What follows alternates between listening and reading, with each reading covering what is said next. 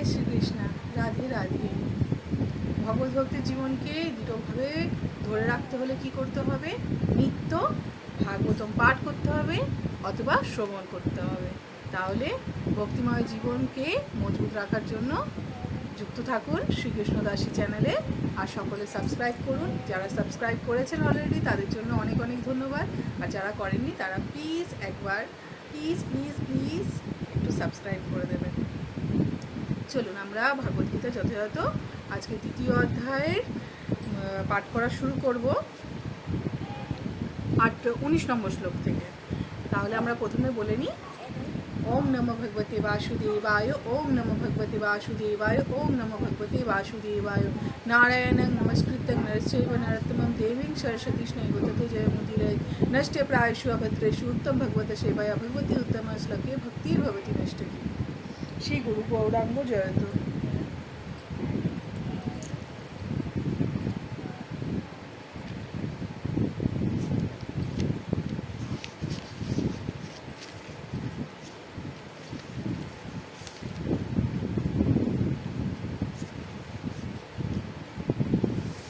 দ্বিতীয় অধ্যায় সাংখ্যযোগ।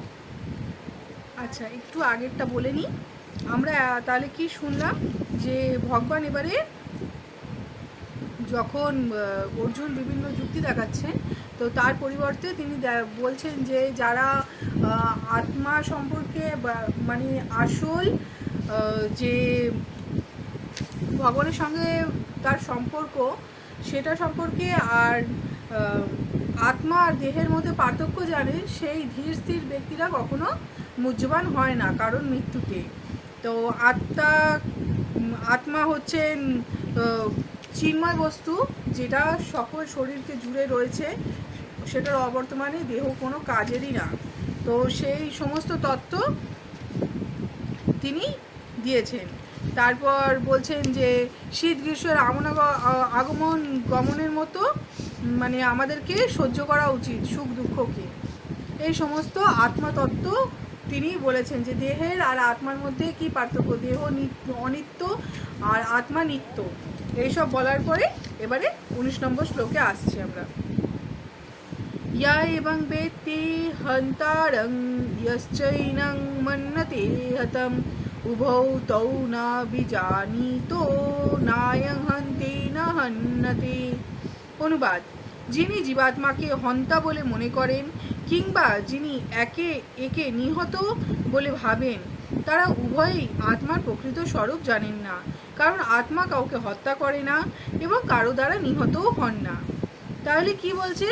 জীবাত্মাকে হন্তা বলে মনে করেন কিংবা যিনি মনে করেন নিহত বলে ভাবেন। বলছে জীবাত্মাকে যে মনে করে যে ও নিহত হতে পারে, এটা যে জানে সে আত্মার প্রকৃত স্বরূপকেই জানে না, কারণ আত্মা কাউকে হত্যা করতে পারে না আর কারো দ্বারা নিহতও হতে পারে না। তিনি অজর অমর, আত্মাকে কেউ নিহত করতে পারে না। তাৎপর্য: যখন কোনো দেহধারী জীব মারাত্মক অস্ত্রের দ্বারা আঘাত প্রাপ্ত হয়, তখন জানতে হবে যে দেহের মধ্যে আত্মার মৃত্যু হয় না। আত্মা তখন আর সেই দেহে বাস করতে পারে না। বাস করার অনুপযোগী বলে আত্মা তখন সেই দেহটি ত্যাগ করে। যারা মূর্খ তারা আত্মার এই দেহত্যাগ করাকে আত্মার মৃত্যু বলে মনে করে। কি বলছে? যে ধরুন কেউ মারাত্মক অস্ত্রের দ্বারা কাউকে বধ করলো, তো বধ করলে কি হবে? সেই দেহটা অকেজো হয়ে যায়। তো সেই মানে অনুপযুক্ত দেহের মধ্যে আত্মা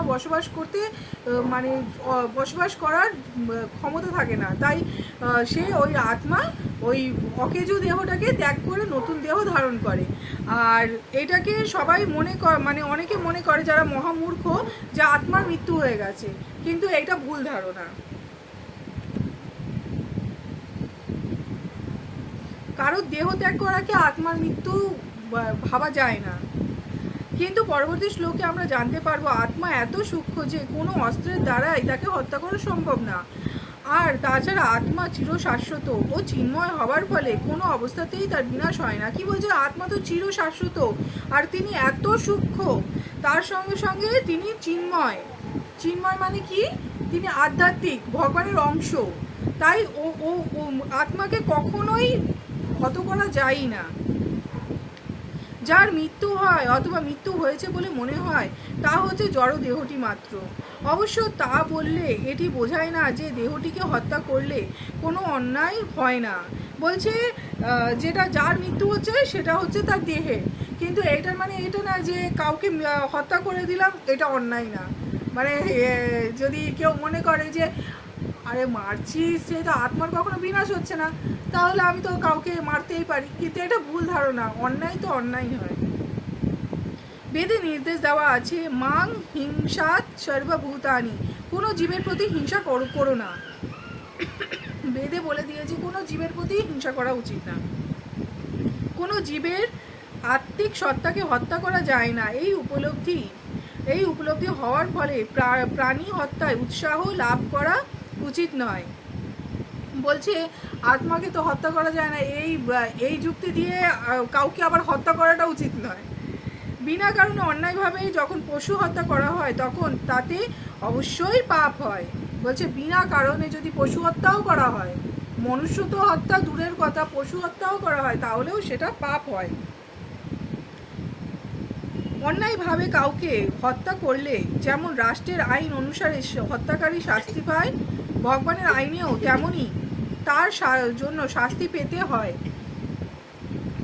অন্যায়ভাবে কাউকে যখন মানে মার্ডার করা হয় তখন কি হয়, আইনগতভাবে তার বিধান হয়, শাস্তি হয়, সেমনি ভগবানের আইনেও তার শাস্তি বিধান হয়। সনাতন ধর্মকে রক্ষা করার জন্য ভগবান অবশ্য অর্জুনকে যুদ্ধ করতে অনুপ্রাণিত করেছিলেন। তিনি কখনোই অর্জুনকে তার খেয়াল খুশি মতো হত্যা করতে আদেশ দেননি। ভগবান কেন যুদ্ধ করতে বলেছিলেন? কারণ এটি ছিল ধর্মযুদ্ধ, তারা ন্যায়ের জন্য লড়ছিল সেই কারণে। আর তারপর দুর্যোধনের পক্ষ থেকে তাকে যুদ্ধের আমন্ত্রণ দেওয়া হয়েছিল, তাই তাকে যুদ্ধ করতেই হতো। আর ধর্মযুদ্ধ করছিল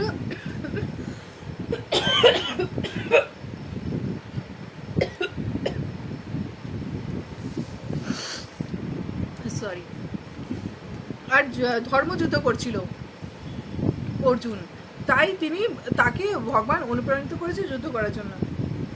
কিন্তু ভগবান কখনোই অর্জুনকে বলেনি যে তুমি খেয়াল খুশি মতন যুদ্ধ করো বা খেয়াল খুশি মতন মানুষকে হত্যা করতে পারো, এই শিক্ষা কখনো তিনি দেননি। না জায়তে মৃত্যতে বা কদাচিন নায়ং ভূতা ভবিতা বা ন ভূয়ো অজনিত শাশ্বতয়ং পুরাণ না হন্যতে হন্যমানে শরীরে। আত্মার কখনো জন্ম হয় না বা মৃত্যু হয় না, অথবা পুনঃ পুনঃ তার উৎপত্তি বা বৃদ্ধিও হয় না। তিনি জন্মরহিত, শাশ্বত, নিত্য এবং পুরাতন হলেও চিরনবীন। শরীর নষ্ট হলেও আত্মা কখনো বিনষ্ট হয় না। এখানে আত্মার তত্ত্ব সম্পর্কে কত সুন্দর বলছে, এটা খুব ইম্পর্টেন্ট শ্লোক। আত্মার কখনো জন্ম হয় না, মৃত্যুও হয় না, তার পুনঃ পুনঃ উৎপত্তি বা বৃদ্ধিও হয় না। মানে আত্মা যেই সাইজে থাকে সেই সাইজেরই থাকে। আত্মার নতুন আত্মা যে উৎপত্তি হচ্ছে সেমনিও কখনো হবে না, বৃদ্ধিও কখনো পাবে না, আর তার জন্মও হবে না, কখনো সে বিনাশও হবে না।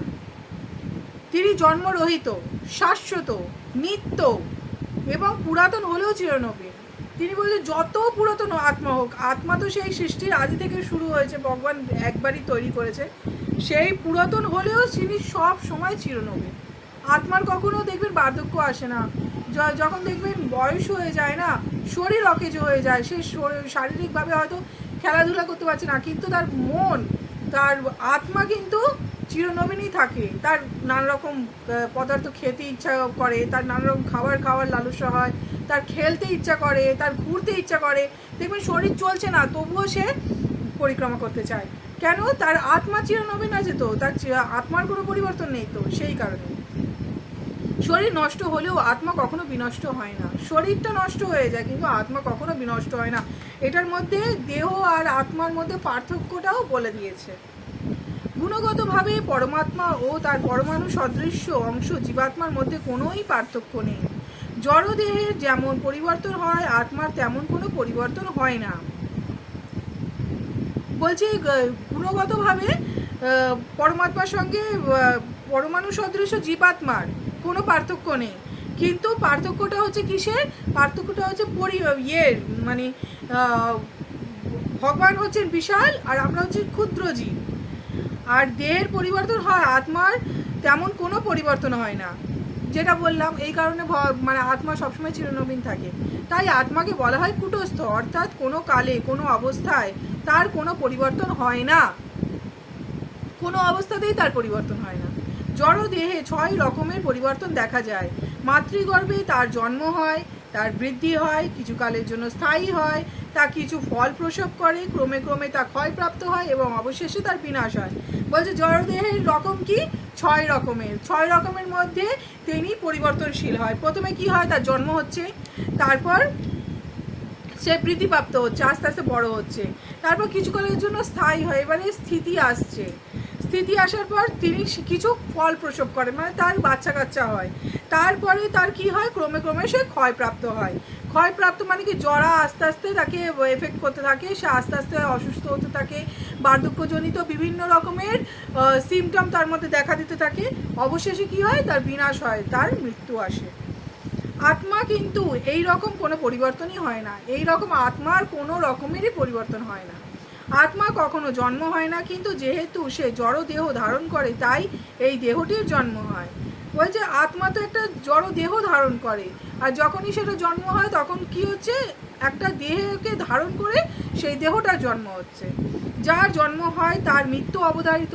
এবারে যে জন্মাবে সে তো মরবেই একদিন না একদিন, তাহলে দেহের যখন জন্ম হচ্ছে দেহের মৃত্যু হবেই, এটি প্রকৃতির নিয়ম।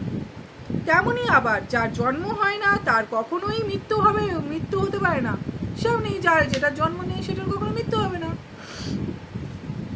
আত্মার কখনো জন্ম হয় না, তাই তার মৃত্যুও হয় না। আর সেই জন্য তার অতীত, বর্তমান অথবা ভবিষ্যৎ বলে কিছুই নেই। যেহেতু তার জন্ম হচ্ছে না, তাই মৃত্যু হচ্ছে না, তাই তার অতীত, ভবিষ্যৎ, বর্তমান কিছু নেই। সে সবসময় একই অবস্থায় থাকে। সে নিত্য, শাশ্বত ও পুরাতন, অর্থাৎ কবে যে তার উদ্ভব হয়েছিল তার কোনো ইতিহাস নেই। কবে মানে ভগবান সৃষ্টি করেছে আত্মাদেরকে সেটার কোনো ইতিহাস নেই, কিন্তু তা সত্ত্বেও সেটা সব সময় নিত্য, শাশ্বত, পুরাতন, আবার চিরনবীন। আমরা দেহ চেতনার দ্বারা প্রভাবিত, তাই আমরা আত্মার জন্ম ইতিহাস খুঁজে থাকি। কিন্তু যা নিত্য, শাশ্বত, তার তো কোনো শুরু থাকতে পারে না। দেহের মতো আত্মা কখনো জরাগ্রস্ত হয় না। আত্মা মানে দেহের যেমনি জরাগ্রস্ততা হয়, অসুখ বিসুখ হয়, সেমনি কিন্তু আত্মার কখনো হয় না। তাই বৃদ্ধ অবস্থাতেও মানুষ তার অন্তরে শৈশব অথবা যৌবনের উদ্যমতা অনুভব করে, যেটা বলছিলাম। এই কারণেই সে বৃদ্ধ অবস্থাতেও শৈশব আর যৌবনের তাড়না অনুভব করতে থাকে। দেহের পরিবর্তন কখনোই আত্মাকে প্রভাবিত করে না। জড়দেহের মতো আত্মা কখনো ক্ষয় হয় না। দেহের মাধ্যমে যেমন সন্তান সন্ততি উৎপন্ন হয়, আত্মা কখনো তেমনভাবে অন্য কোনো আত্মা উৎপন্ন করে না।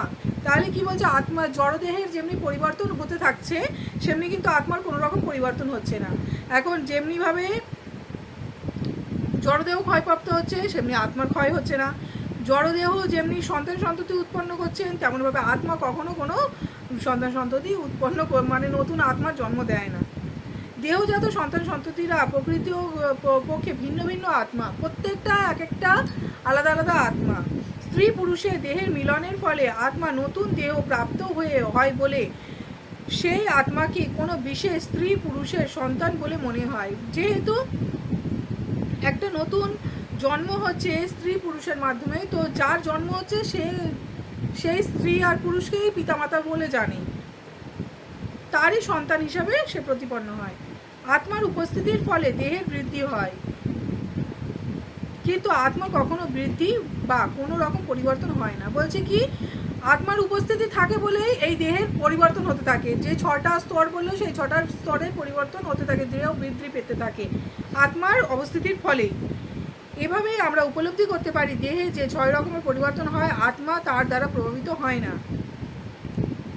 কিন্তু কি বলছে? যেমনিভাবে দেহের পরিবর্তন হচ্ছে, সেমনি কিন্তু আত্মার কোনো বৃদ্ধি হচ্ছে না। এর থেকেই আমরা বুঝতে পারি যে 6 রকমের যে পরিবর্তন হচ্ছে সেটা শুধু কেবলমাত্র দেহেরই হচ্ছে, আত্মার উপস্থিতিতে, কিন্তু আত্মার পরিবর্তন হচ্ছে না।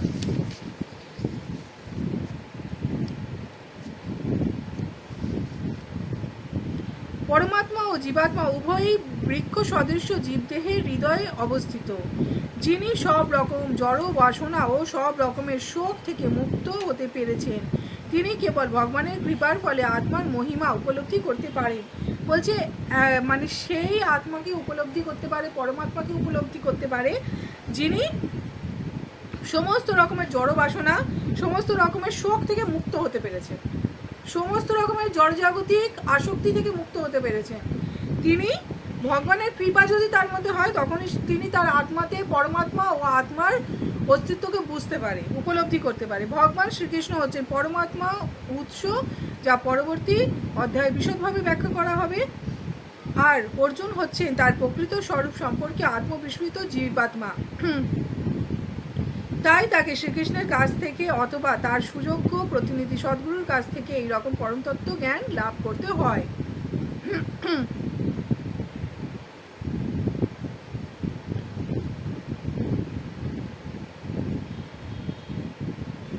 আত্মার সচেতনতা ও পরমাত্মার সচেতনতার মধ্যে অবশ্য অনেক পার্থক্য রয়েছে, কারণ পরমাত্মা হচ্ছে সর্বজ্ঞ। বলছে আত্মার পরমাত্মা তো আমাদেরই মধ্যে বিরাজ করছেন, সেই পরমাত্মা আত্মার মধ্যে কিন্তু পার্থক্য রয়েছে। কি বলছে? স্বতন্ত্র জীবের চেতনা বিস্মৃত প্রবণ। বলছে আমরা যারা জীবরা আছি তারা কিন্তু সবসময় ভুলে যাচ্ছি আমরা কি করছি, কাল আমরা কি করেছি সেটা আজকে ভুলে যাচ্ছি। তো আগের জন্মের কথা তো দূরেরই কথা, সেমনি 84 লক্ষ জনই আমরা পরিভ্রমণ করে আসছি, তো আমাদের তো কিছুই মনে থাকার কথা না যে আমরা আগে কি করেছি। সে যখন তার সচ্চিদানন্দময় স্বরূপের কথা ভুলে যায়, তখন সে শ্রীকৃষ্ণের পরম উপদেশ থেকে শিক্ষা ও আলোক প্রাপ্ত হয়, সে ভগবানের কথা বিস্মরণ হয়ে যায়। তখন ভগবানেরই কৃপার ফলে তিনি কোনো শিক্ষাগুরু লাভ করেন, বা মানে এমন কোনো ভগবান রাস্তা দেখিয়ে দেন যে উনি ভগবানের সান্নিধ্যে, ভগবানই পরম নিয়ন্তা, তার আমরা সেবক, সেটা সম্পর্কে শিক্ষা পায়। কিন্তু শ্রীকৃষ্ণ বিস্মরণশীল জীবের মতো নন। যদি তাই হতো, কৃষ্ণের ভগবদ্গীতার উপদেশাবলী অর্থহীন হয়ে পড়ত। আত্মা দুই রকমের, আত্মা ও পরমাত্মা বা বিভু আত্মা। বলছে আত্মা দুই রকমের, একজন হচ্ছে আত্মা, একজন হচ্ছে পরমাত্মা, তাকেই বিভু আত্মাও বলা হয়। আর ভগবান কখনোই কিছু বলেন না, ভগবান পরমাত্মা রূপে সাক্ষী থাকেন আমাদের হৃদয়ের মধ্যে, যে আমরা আগে আগে আগে আগে পুরনো জন্মে কত কিছু করে এসেছি, সেই অনুযায়ী আমাদের কর্মফল ভোগ করতে হয়। তিনি সমস্ত কিছু জানেন, আমরা কিন্তু সব ভুলে গেছি। তিনি সাক্ষী থাকেন যে আমরা কি কি করে এসেছি, তার জন্য কি কি ফল ভোগ করব, সেই অনুযায়ী আমাদের কর্ম গতি তৈরি হয়। আমরা অনেক সময় অনেক কিছু চাই না, কিন্তু সেই জিনিসটা আমাদের সঙ্গে ঘটে যায়। কেন হয়? কারণ হচ্ছে কি যে আমরা তো কিছু করে এসেছি, সেটা তো আমি ভুলে গেছি। বারংবার আমাদের এইটাই প্রশ্ন জাগতে থাকে, কেন আমাদের সঙ্গে এত খারাপ হচ্ছে? আমরা যে কি করে এসেছি সেটা তো পরমাত্মা জানে, আমরা তো জানি না। কিন্তু কি, ভগবানের সান্নিধ্যে থাকলে, ভগবানের সেবায় থাকলে ভক্তদের জীবনে ভগবান অনেক কষ্ট দুঃখ লাঘব করে দেন। বেদ বিনাশিনং নিত্যং ইয়ায়েনা মা জয় এনা মা জমাবয়ম কথং স পুরুষ পার্থ কংঘাতয়তি হন্তিকম। হে পার্থ, যিনি এই আত্মাকে অবিনাশী, শাশ্বত, জন্মরহিত ও অক্ষয় বলে জানেন, তিনি কিভাবে কাউকে হত্যা করতে বা হত্যা করাতে পারেন? বলছে হে পার্থ, অর্জুন, যে জানে যে আত্মা অবিনাশী, শাশ্বত, জন্মরহিত, অক্ষয়, যার কোনো ক্ষয় হয় না, সে কখনো কি করে এটা ভাবতে পারে যে সে কাউকে হত্যা করতে পারে বা তার দ্বারা কেউ হত্যা হয়? এটা সে কি করে ভাবতে পারে? এটা কেন বলছে অর্জুনকে? কারণ সে তো খুব পণ্ডিতের মতো কথা বলছিল যে এইটা করা উচিত, এটা করা উচিত নয়, শাস্ত্রে এইটা বলেছে। তো সেই কারণে বলছে যে শাস্ত্রজ্ঞ পণ্ডিত হবে, সে এইসব কথা কি করে বলতে পারে? সব কিছুই যথার্থ উপযোগিতা আছে, এবং যিনি পূর্ণ জ্ঞান সম্পন্ন, তিনি জানেন কোন জিনিস কোথায় এবং কিভাবে নিয়োগ করলে তার পূর্ণ সদ্ব্যবহার করা হবে। আর সব কিছুর মতো হিংসারও যথার্থ উপযোগিতা আছে, এবং যিনি যথার্থ জ্ঞানী, তিনি জানেন কোথায়, কখন, কিভাবে হিংসার প্রয়োগ করতে হয়। বলছে সমস্ত কিছুর উপযোগিতা আছে, সেমনি ক্রোধেরও উপযোগিতা আছে। যে প্রকৃত জ্ঞানী না, সে যে প্রকৃত জ্ঞানী সে কিন্তু জানে যে কোন জায়গায় ক্রোধের সঠিক ব্যবহার করা যাবে। বিচারক যখন আসামিকে খুনের জন্য দোষী সাব্যস্ত করে প্রাণদণ্ড দেন, তখন হিংসাত্মক কাজ করেছেন বলে বিচারককে কেউ অভিযুক্ত করেন না। তার কারণ তিনি বিচারের রীতি অনুযায়ী এই দণ্ড দেন। কি বলছে, যখন বিচারক কোনো খুনি আসামিকে দণ্ডদান করছেন, তখন কিন্তু তাকে কেউ বলে না যে এ অন্যায় করছে, এই হিংসাত্মক কাজ করছে, বলে না। কারণ কি, সমাজ ব্যবস্থা সুষ্ঠুভাবে পরিচালনা করার জন্য এটা করার প্রয়োজনীয়তা আছে।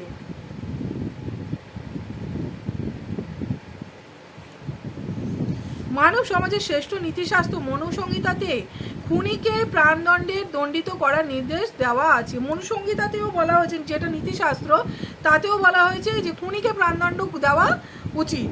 কারণ এই শাস্তি পাওয়ার ফলে সেই খুনির মহাপাপের ভার লাঘব হয়, পরবর্তী জীবনে তাকে আর তার ফলভোগ করতে হয় না। কি বলছে, এখন দেখুন, কোনো খুনি যদি খুন করে থাকে, তার যদি ন্যায়যুক্ত বিচার হয়, তাহলে তাকে প্রাণদণ্ড দেওয়া হয়। সেই প্রাণদণ্ড ফলে কি হয়, তাকে পরবর্তী জন্মে কিন্তু সেই পাপের জন্য ফলভোগ করতে হয় না। কিন্তু যদি কেউ পালিয়ে বেঁচে যায়, কাউকে ঠকিয়ে, কারোর অর্থ চুরি করে, বা কাউকে মার্ডার করে, কিছুও করে, মানে আমরা বিভিন্ন ধরন দোষ করেই যাই, অপরাধ করেই যাই, অনেক সময় আমরা অজান্তে করি। কিন্তু যদি আমরা জেনে বুঝে করি আর কোনোভাবে ছলচাতুরি করে ফাঁক তালে আমরা পালিয়ে গেলাম, সেটার কিন্তু শাস্তি আমাদেরকে আরও কঠোরভাবে পেতে হবে। কিন্তু যদি আমরা এই জন্মেই সেটা শাস্তি পেয়ে যাই, তাহলে নিশ্চিন্ত। আর যদি আমরা ফাঁকি দিয়ে দিই, কারণ চিত্রগুপ্তের খাতায় কিন্তু সমস্ত কিছু নোট থাকছে। যেমনি কলিযুগে ক্যামেরা দেখছেন না, ক্যামেরার মধ্যে সমস্ত কিছু সিসিটিভি ক্যামেরায় ক্যাচ হয়ে যাচ্ছে, কে কোথায় কি করছে। সেমনি সিসিটিভি ক্যামেরা তো কত ক্যাচ করবে। চিত্রগুপ্তের খাতা তো আদিকাল থেকে চলে আসছে। ভগবান চিত্রগুপ্ত মানে চিত্র মানে ছবি, আর গুপ্ত মানে যেটা লুকানোভাবে ফটফট করে ছবি তুলে নেয়। মানে উনি সব সময় সাক্ষী থাকছেন কে কি করছে। যখনই আমরা বলি যে আমি তো এই অপরাধ করিনি, তখন চিত্রগুপ্ত তার খাতা খুলে দেখিয়ে দেয় যে আমরা এই ডেটে, এই সময়ে, এই ক্ষণে আমরা এই কাজটা করে এসেছি, তার জন্য আমরা শাস্তিভোগ করছি। তাই চিত্রগুপ্তের হাত থেকে তো রক্ষা কেউই পেতে পারবে না, আমাদেরকে শাস্তিভোগ করতেই হবে। সেই কারণে যখন যে দোষ করছে, সেই শাস্তির বিধান মনুসংহিতাতেও বলে দিয়েছে যে দোষীকে প্রাণদণ্ড দিতে হয়, না হলে তাকে পরবর্তী জন্মের জন্য আরও কঠোর বেদনা যুক্ত হতে হয়। সুতরাং রাজা যখন খুনিকে প্রাণদণ্ড দেন, তখন তার মঙ্গলের জন্যই তা দেওয়া হয়। কি বলছে, রাজা যখন প্রাণদণ্ড দিচ্ছে, তখন সেটা তারই মঙ্গলের জন্য দেওয়া হচ্ছে। তেমনি শ্রীকৃষ্ণ যখন যুদ্ধ করবার আদেশ দেন, তখন আমরা সহজেই বুঝতে পারি চরম বিচারের জন্যই তিনি এই হিংসার আশ্রয় গ্রহণ করছেন। সেমনি যখন শ্রীকৃষ্ণ যুদ্ধের জন্য করছেন, আদেশ দিচ্ছেন, তখন আমাদের জানতে হবে যে শ্রীকৃষ্ণ তো সকলের সুহৃদ, তিনি সকলের বন্ধু, তিনি সকলের মঙ্গলকর্তা। তিনি যখন যুদ্ধের আদেশ দিচ্ছেন, তাহলে তাদেরই মঙ্গলের জন্য বলছেন। যারা এই যুদ্ধে নিহত হবেন, তাদেরই মঙ্গলের জন্যই তিনি উপদেশ দিচ্ছেন যে যুদ্ধ করো, ন্যায় যুদ্ধ করো। তাই অর্জুনের কর্তব্য হচ্ছে ভগবানের নির্দেশ পালন করা। ভগবান শ্রীকৃষ্ণ হচ্ছেন পরম করুণাময়, তাই আপাত দৃষ্টিতে তার কার্যকলাপ হিংসাত্মক বলে মনে হলেও প্রকৃতপক্ষে তা হচ্ছে তার আশীর্বাদ। কি বলছে, কত সুন্দর কথা। দেখুন প্রভুপাদজি তাৎপর্যে এত সুন্দর ব্যাখ্যা দিয়েছেন যে আমি একটা লাইনও বাদ দিতে পারছি না, এত সুন্দর। সেই কারণে এত লেন্দি হয়ে যাচ্ছে প্রত্যেকটা ভিডিও। বলছেন যে ভগবান শ্রীকৃষ্ণ হচ্ছেন পরম করুণাময়, তার থেকে তো করুণাময় কেউই না, কারণ প্রত্যেকটা জীবই হচ্ছে তার সৃষ্ট। এখন তিনি যখন হিংসাত্মক কার্যকলাপ করার আদেশ দিচ্ছেন, সেটা দেখে মনে হচ্ছে হিংসাত্মক আদেশ দিচ্ছেন বা উপদেশ দিচ্ছেন, কিন্তু আসলে সেটা তার আশীর্বাদ, প্রকৃতপক্ষে তার আশীর্বাদ। আজকে যদি এই যুদ্ধক্ষেত্রে নিহত তারা হয়, তারা তাদের যে পাপ কার্য হচ্ছে না, যে ধর্মের বিরুদ্ধে তারা যুদ্ধ করছে, সেটার শাস্তি তারা এইখানেই পেয়ে যাবে। আর ন্যায় যুদ্ধকে কুরুক্ষেত্রের রণাঙ্গনে যখন নিহত হবেন, তারা সকলেই স্বর্গপ্রাপ্ত হবেন। কারণ ক্ষত্রিয় ধর্মই হচ্ছে যুদ্ধ করা, আর কেউ যদি তার ধর্মচ্যুত হয় তখন তাকে শাস্তি ভোগ করতে হয়, কিন্তু সে যদি স্বধর্ম করে নিহত হন তাহলে তার স্বর্গপ্রাপ্তিই হয়।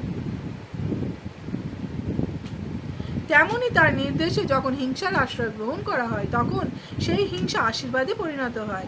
সেমনি কি হিংসাটা এখন আশীর্বাদে পরিণত হচ্ছে।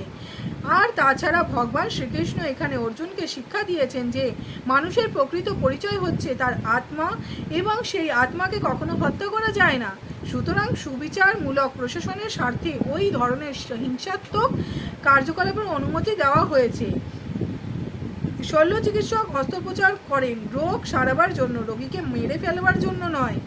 বলছি কি, যেমন একটা উদাহরণ দিলেন যে রাজা প্রাণদণ্ড দিচ্ছে তার ভালোর জন্যই, যাতে তাকে পরবর্তী জন্মে কষ্ট ভোগ না করতে হয় বেশি। আর যেমনি আরেকটা উদাহরণ দিচ্ছেন, ডাক্তার যখন কাউকে ট্রিটমেন্ট করার জন্য অস্ত্রোপচার করছেন সেটা কিন্তু তার কখনো ক্ষতি হয় না, উল্টে তার উপকার হয়, সে সেই রোগ থেকে নিরাময় হয়। তাকে রোগীকে মেরে ফেলবার জন্য সে চিকিৎসা করে না, রোগীকে সুস্থ করে তোলার জন্য, সুখী করে তোলার জন্য, তার চিকিৎসা করার জন্য সে অস্ত্রোপচার করে।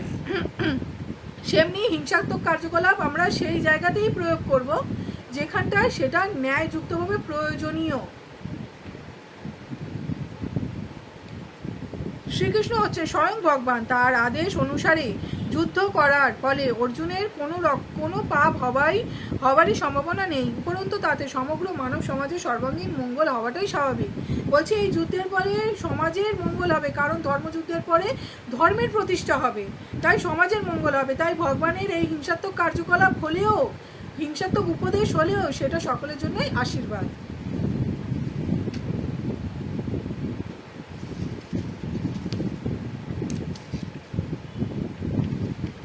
এইবারে আরেকটা আত্মা সম্পর্কে কত সুন্দর আরেকটা শ্লোক।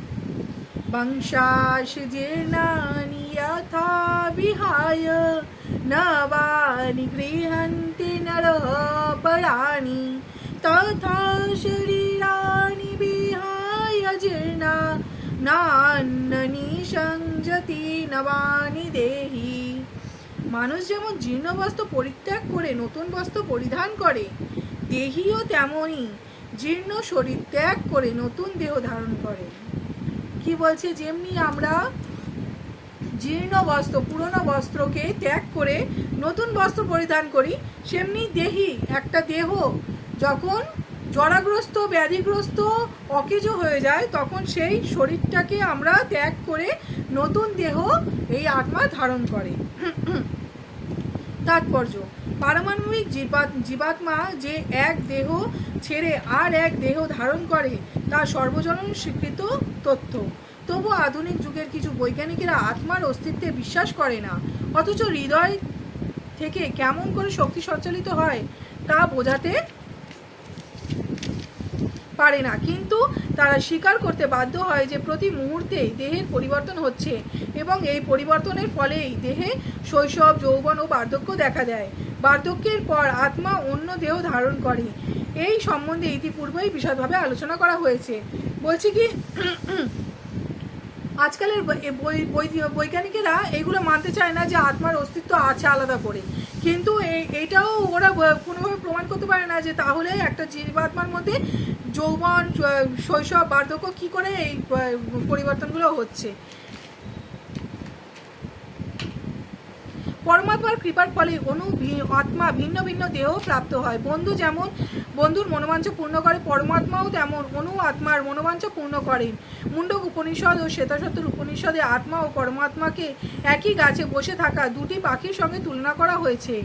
তাদের মধ্যে একটি পাখি জীবাত্মা সেই গাছের ফল খাচ্ছে, অন্য পাখিটি শ্রীকৃষ্ণ তার বন্ধুকে পর্যবেক্ষণ করে চলছেন। এখানে দেখুন, আমরা গীতাতে অনেক সময় একটা ছবি দেখে থাকি, একটা ডালের মধ্যে, গাছের ডালের মধ্যে বসে দুটো পাখি বসে আছে। একটা পাখি গাছের ফলটাকে আস্বাদন করছে, আর আরেকটা পাখি পিছনে মানে তার পাশেই বসে বসে সমস্ত কিছু দর্শন করছে। এখানটা কি বলছে যে পরমাত্মা হচ্ছেন ভগবানের হৃদয়ে যে বাস করেন না, তিনি বন্ধুর মতো। আমি আগেই বললাম না, তিনি সুহৃদ, তিনি প্রত্যেক জীবাত্মার সুহৃদ মানে মঙ্গলকারী, হিতৈষী, বন্ধু।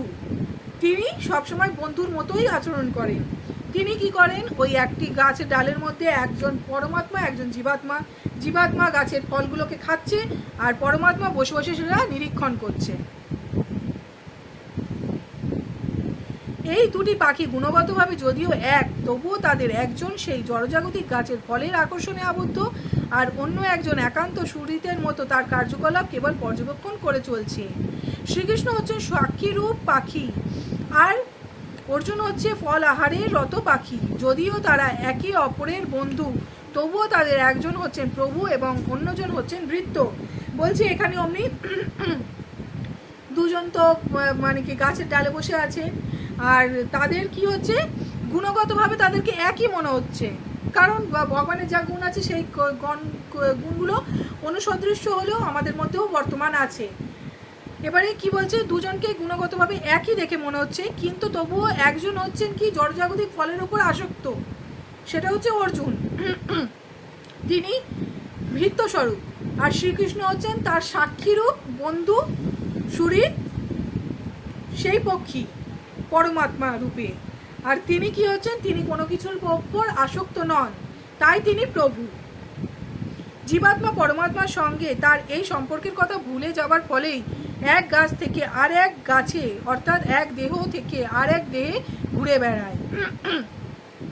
এই জড় দেহরূপ বৃক্ষে জীবাত্মা কঠোর সংগ্রাম করছে, কিন্তু যে মুহূর্তে সে অন্য পাখিটিকে পরম গুরুরূপে গ্রহণ করতে সম্মত হয়, যেভাবে অর্জুন শ্রীকৃষ্ণের উপদেশ লাভের জন্য তৎস্ফূর্তভাবে তার কাছে আত্মসমর্পণ করতে সম্মত হয়েছিলেন, তৎক্ষণাৎ অধীন পাখিটির সমস্ত শোক থেকে মুক্ত হয়।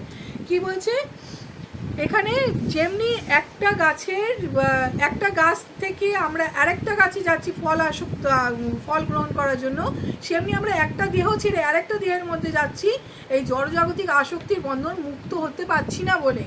সেই জড়জাগতিক আসক্তিকে ভোগ করার উদ্দেশ্যে আমরা একটা ডাল থেকে আরেকটা ডালে যাচ্ছি, অমনি একটা দেহ থেকে আরেকটা দেহ পরিবর্তন করছি। আর এই প্রভু আমাদের জীবাত্মা পরম সাক্ষী রূপে কিন্তু পাশেই বসে রয়েছেন সদা সর্বদা।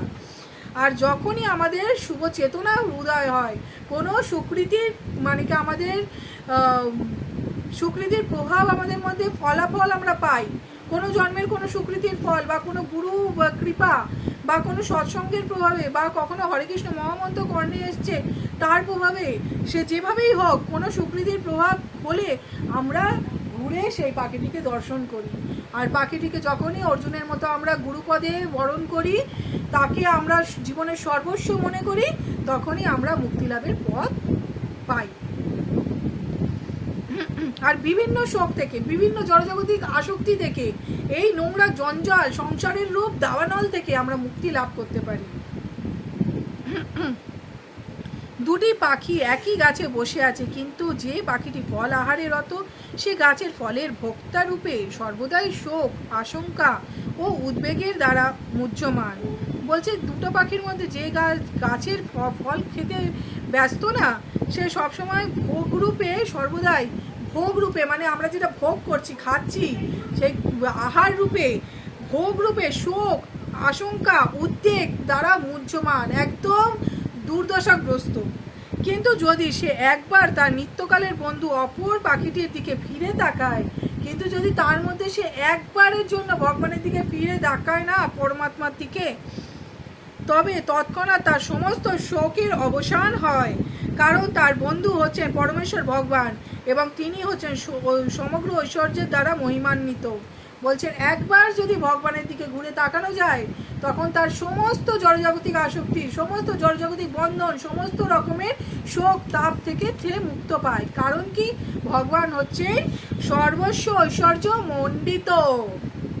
অর্জুন তার নিত্যকালের বন্ধু ভগবান শ্রীকৃষ্ণের দিকে ফিরে তাকিয়েছেন এবং তার কাছ থেকে ভগবদ্গীতার তত্ত্ব জানতে পেরেছেন। এভাবেই ভগবান শ্রীকৃষ্ণের কাছ থেকে শ্রবণ করার ফলে তিনি ভগবানের পরম মহিমা উপলব্ধি করতে পারেন এবং সমস্ত শোক থেকে মুক্ত হন। কি বলছে, অর্জুন যেভাবে তাকিয়েছে সেমনি আমাদেরও ভগবানের দিকে ফিরে তাকাতে হবে। তাহলে তাকালেই, তার কাছ থেকে উপদেশ পেলে, আমরা তার কাছ থেকে তার মহিমা শ্রবণ করলে আমরা সমস্ত শোক থেকে মুক্ত হতে পারবো। তাহলে আমি বারবার বলছি না, ভগবদ্গীতা হচ্ছে একদম সমস্ত কিছুর মানে কি উৎস, তোমার যা প্রবলেম থাকবে, তোমাদের মানে কি সমস্যা, যা যাবতীয় সমস্যা থাকবে, সমস্ত কিছু থেকে উদ্ধার পাওয়ার একটাই রাস্তা হচ্ছে ভগবদ গীতা। কারণ কি এটার মধ্যে ভগবান নিজে স্বয়ং বলেছেন, আর সেই মানুষই তার সম্পর্কে বলতে পারে। ধরুন আমার সম্পর্কে কে ভালো বলতে পারবে? আমার মা, আমার বাবা, আমার বন্ধুবান্ধব, আমার টিচার, তারা যত না আমার সম্পর্কে ভালো বলতে পারবে, আমার সম্পর্কে একমাত্র আমিই ভালো যথার্থ বলতে পারবো যে আমি কি পছন্দ করি, আমি কি পছন্দ করি না, কোন জিনিসটা করলে আমি সেটার প্রতি সন্তুষ্ট হই, বা কোন জিনিসটা আহার করতে আমার ভালো লাগে, বিভিন্ন রকমের আমার সম্পর্কে যা যা তথ্য, সেটা আমার থেকে ভালো আর কেউ বলতে পারবে না। সেমনি ভগবানের সম্পর্কে কিছু যদি জানতে হয়, সেটা ভগবানের মুখনিসৃত বাণীর মাধ্যমেই আমরা জানতে পারবো। ভগবান নিজে স্বয়ং তার বাণীর মাধ্যমে ভগবদ্গীতায় বলে গেছেন, আর অর্জুনের মাধ্যমে আমাদের শিক্ষা দিচ্ছে যে কীভাবে আমরা শরণাগত হব।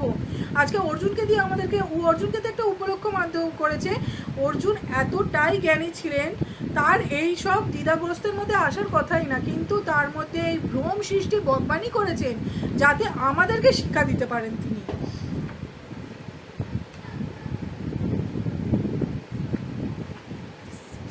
ভগবান এখানে অর্জুনকে উপদেশ দিয়েছেন তার বৃদ্ধ পিতামহ, শিক্ষক আদি আত্মীয় পরিজনদের জন্য শোক না করতে। পক্ষান্তরে সেই ধর্মযুদ্ধে প্রাণ ত্যাগ করার ফলে তাদের দেহগত কর্মফল জনিত সমস্ত পাপ থেকে তারা মুক্ত হবেন বলে আনন্দিত হওয়া উচিত। ভগবান এখানে কি বলেছেন যে অর্জুন, তুমি দুঃখ করো না তোমার আত্মীয় পরিজনদের জন্য, উল্টে তুমি মানে কি তাদের কর্মফলের জন্য যে পাপ তারা জমাচ্ছে, সেই পাপ থেকে মুক্ত হবে যদি যুদ্ধে তারা নিহত হয়। আর তার পরে কি হবে? তারা মুক্ত হবে, তাদের পাপ রাশি ক্ষয় হবে। তো তার জন্য তুমি আনন্দিত হও। যজ্ঞবিধিতে অথবা ধর্মযুদ্ধে আত্মোৎসর্গ করলে তৎক্ষণাৎ সমস্ত পাপ থেকে মুক্ত হওয়া যায় এবং তার ফলে উচ্চতর জীবন লাভ হয়। বলছে যজ্ঞে অথবা ধর্মযুদ্ধে যদি কেউ নিহত হয়, তাহলে তৎক্ষণাৎ তার সমস্ত পাপ থেকে সে মুক্ত হয়ে যায় এবং তার উচ্চতর জীবন লাভ হয়। যখন যজ্ঞে আহুতি দেওয়া হয় না, কোনো পশু বলি দেওয়া হয়, তো তার উচ্চ জনেই প্রাপ্ত হয়, সে উচ্চ গতি লাভ হয়, সে পরবর্তী জন্মে আবার পশুজনী হবে না, সে পরবর্তী জন্মে মনুষ্যজনী প্রাপ্ত হবে। অমনি কি হবে যে যারা ধর্মযুদ্ধেও নিহত হচ্ছে না, আত্মসর্গ করছে, তারাও সমস্ত পাপ থেকে মুক্ত হয়ে যায় এবং উচ্চতর জীবন লাভ করতে পারে। সুতরাং অর্জুনের শোক করার কোনো কারণই ছিল না, তাই অর্জুনের শোক করার কোনো কারণই ছিল না।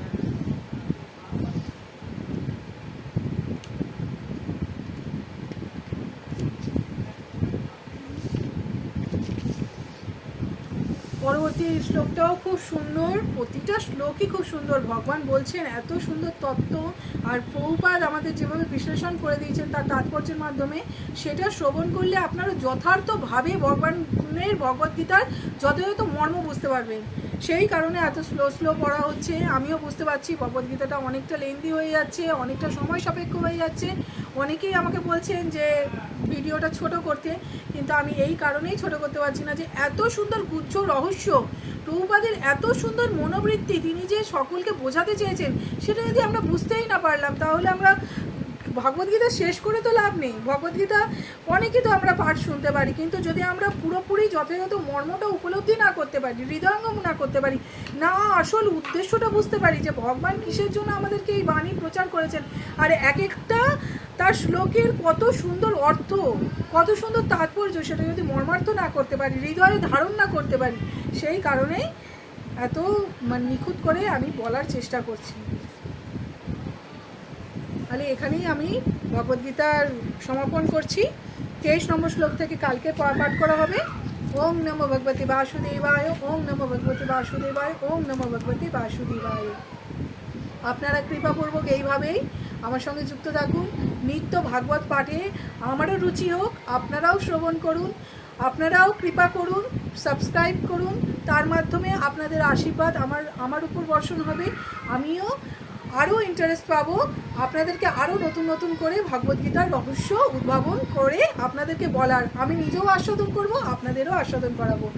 আপনারা কৃপাপূর্বক আমাকে সাবস্ক্রাইব করবেন, প্লিজ প্লিজ প্লিজ সাবস্ক্রাইব করবেন, আর শ্রীকৃষ্ণ দাসী চ্যানেলের সঙ্গে যুক্ত থাকবেন। হরে কৃষ্ণ। আমরা তাহলে বলে নিই, জগৎগুরু শিল প্রভুপাদ কি জয়। গুরু মহারাজ কি জয়, অনন্ত কোটি বৈষ্ণববৃন্দ কি জয়, সকল শোভনকারী ভক্তবৃন্দ কি জয়। নিতাই গৌর প্রেমানন্দে, হরি হরি বল। জয় শ্রীকৃষ্ণ, রাধে রাধে।